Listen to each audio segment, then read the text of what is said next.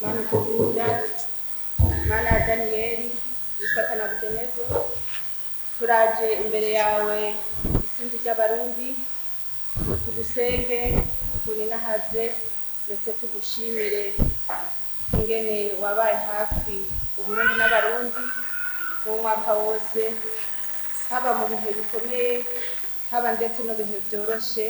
Ijisho ryawe ryagumye ku barundi.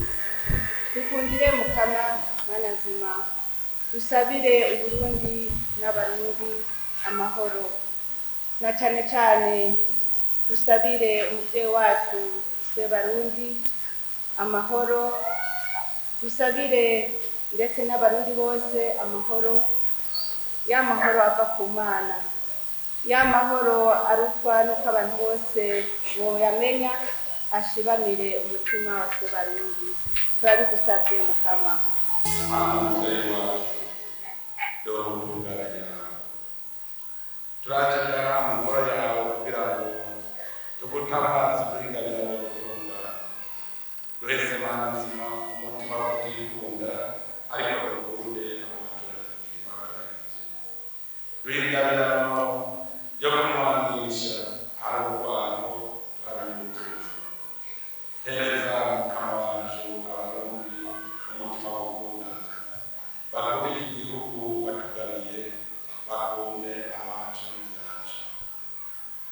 Dukuremo agatimatara, dukuremo uburyarya n'ubwiyorobetsi, igihugu cacu kiri igihugu c'intungamubiri. Turi ngaha turabatunzi, aha mu gihugu haracana imitima yiziziwe n'inani, abatuma kwica abanyamahanga. Haracariho imitima y'amacakubiri, imitima yo kurenganya abandi no kubakunda. Turacafise umutima wo kutubahiriza ivy'abandi. Igihugu cawe kigire ceranda mazima, rungika Mutama mweranda atuvugiremwo, ayikoreshe mazinabi ituyumvane. Twiheze kuri Bikira Mariya Yezu Kristu umwana wiwe, turabigusavye. Turarengutse imbere yawe tuzanye imiryango n'ingo zitaradohoka ndetse n'iziri mu nzira yo kudohoka ku masezerano basezeranye. Mukama Mana nzima, raba ryiza imiryango yasambutse. Mukama Mana nzima, raba ryiza imiryango iri mu nzira yo gusambuka. Urungike abamarayika barinzi, urungike Mutima mweranda agarure iyo mitima. Mukama Mana nzima, reka tukuzanire n'ingo ziyunze. Rungika abamarayika babakikuze, ndetse sekibi ntaronkamenera kugira ngo yinjiye muri iyo miryango. Mukama Mana nzima, turasabiye inema yo kurera ibibondo imiryango yarose mu rukundo rwawe. Mana nzima, raba ryiza abavyeyi badohotse kw'ibanga ryo kurera, ndetse Mana nzima barereshe abana babo rya jambo ryeranda, rya jambo ribigisha, rya jambo ribahana rikabahanura. Mana nzima, twebwe abana b'abantu twama turi bamagara make, na twebwe nyene turi ngaha turisabira ikigongwe. Aho twaba twaradohotse umwaka wose tumaze, uratubabarira.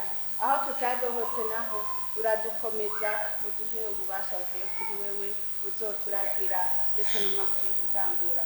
Turabigusavye Mukama. Dawe muvyeyi wa twese, ubwami bwawe ntibusasagare ngaha mu gihugu cacu. Twebwe indongozi turasavye ikigongwe kuri aho hose twatirimutse. Duhe twebwe nyene indongozi ingabirano yo gutahura ko ivyo dukora vyose ari wewe wabidutumye. Ituvuge ibisunitswe n'impwemu zacu, ariko twigishe kandi tuvuge ivyo umutima wawe mweranda atwujuje. Ntidukore ivyo dushaka, ahubwo turangure ishaka ryawe. Shikiriza Mana nzima abarundi umutima w'ubwagutse, umutima wo kwemera ko vyose biva iwawe, ari wewe nyene nyir'ingoma y'Uburundi, maze akore umutima uri munda. Turabigusavye. Twaje ngaha mu ngoro yawe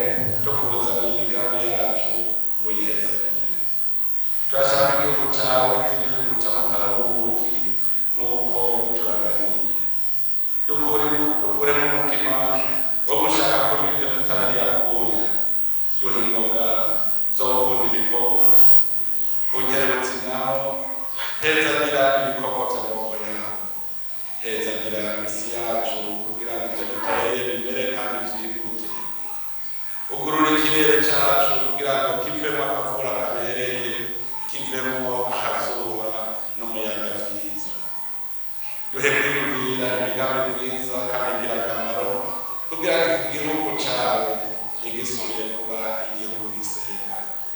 Twiheze umwana wa Yesu Kristo, turabisaba.